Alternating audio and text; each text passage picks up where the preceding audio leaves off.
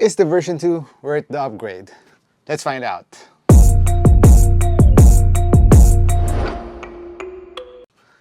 Hello everyone, MARKCHES here. Welcome to the channel, and for today's video I'll be giving you my performance review of the all-new All-City 11 version 2.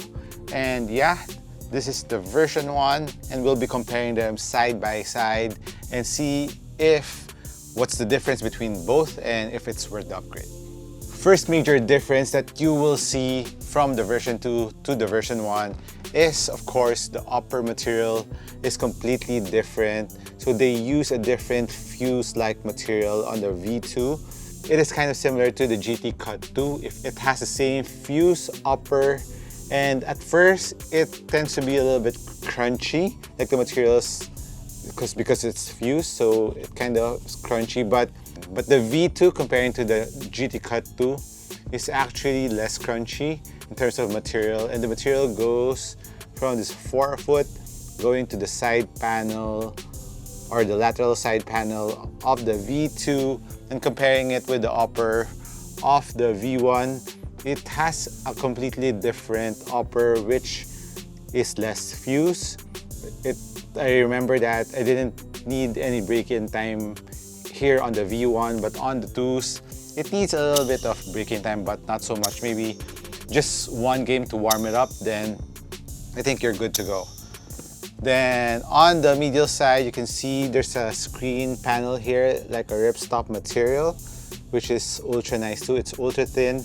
And what's nice about the V2's upper, comparing it to the V1, it feels more durable in terms of material, and of course because it's harder plastic or it's more fused, so it has more support on the material of the upper.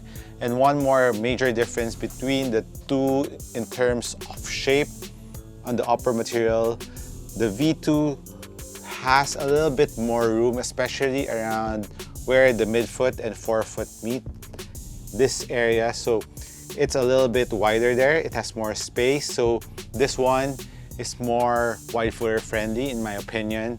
So wide-footer, I think you will like this better, because the V1, if you can see it around this area, this mid to the forefoot part, is narrower compared if you put it side by side with the V2. You can see the difference. It's wider here on this area of the V2. So they kind of change up the last of the V2 compared to the V1 to make it more wide-footer friendly. And even on the mid-foot part, even though it looks slimmer here on the V2, when I wear it side by side, it has more space around the midfoot. So really wide-footer friendly for the V2. And moving to the tongue part, the tongue is made out of different material. This one is like the jersey-like material on the major part of the tongue, and some textile, and it's padded. Both are very nicely padded, while the V2 has just a textile, not the jersey type, but both feels the same way in terms of comfort. And this is a half booty. The tongue is stitched to the footbed, and it doesn't move that quickly, similar to the V1 too. So not much difference in that area. Now moving on to the heel part of the sneaker, where there is a bit of difference here. If you can see it side by side here, it kind of looks the same height, but the ankle bone part here of the V2 is a little bit higher compared to the V1, which is really low on the ankle bone. So they made it higher here, and the cushion at the heel part of the Achilles pillow of the V2 is a little bit thicker compared to the V1, so it kind of gives a better containment in my opinion.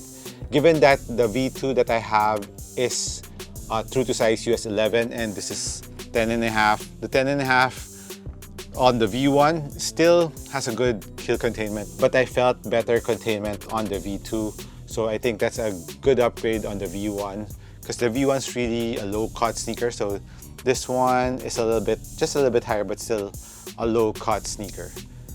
So as for the lacing system is another difference between the two. So you can see the strap that pulls down your foot to the footbed is located here near the forefoot, while on the V2 it doesn't have that. It just has this strap here near the forefoot, and it's stitched. Let me see again.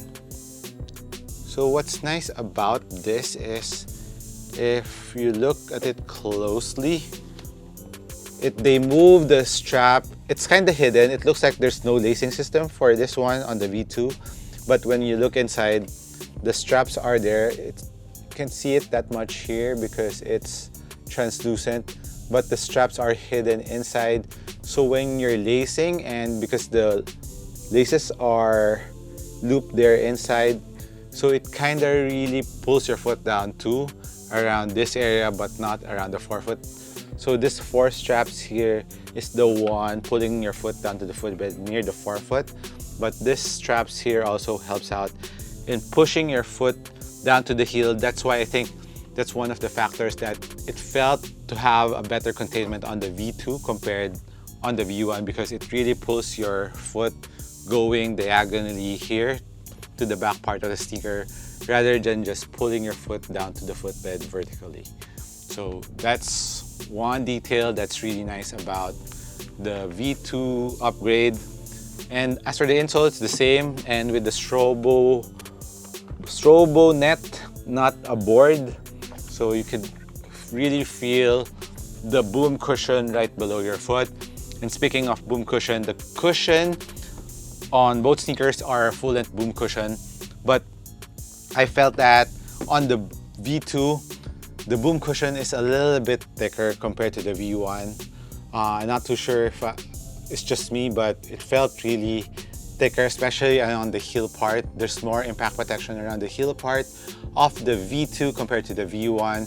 So if you want more cushion, the V2 has it just a little bit. It's a little bit thicker. Even in the forefoot, you will feel it when you're wearing them side by side.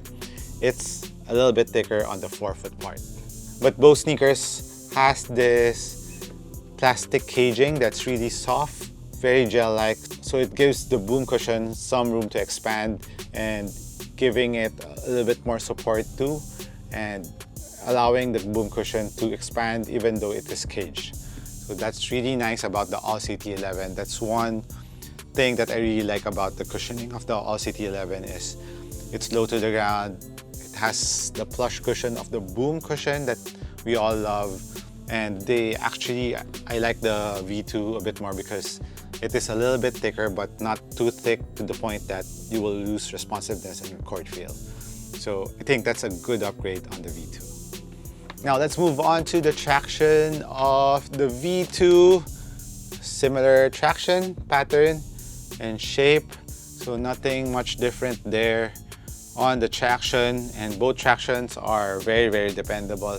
Very nice traction, the All City 11. It squeaks, it's very, very grippy. The rubber compound is hard, so this one is okay for outdoor use too. So All City 11 V2 is a very good outdoor hoop sneaker.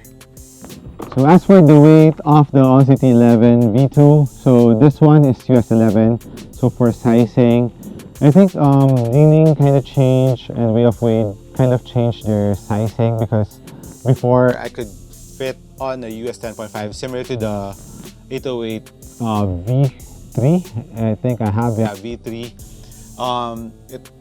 It kind of feels more snug now. So for sizing, for regular footers, go true to size, and if you're wide footer, go half a size up.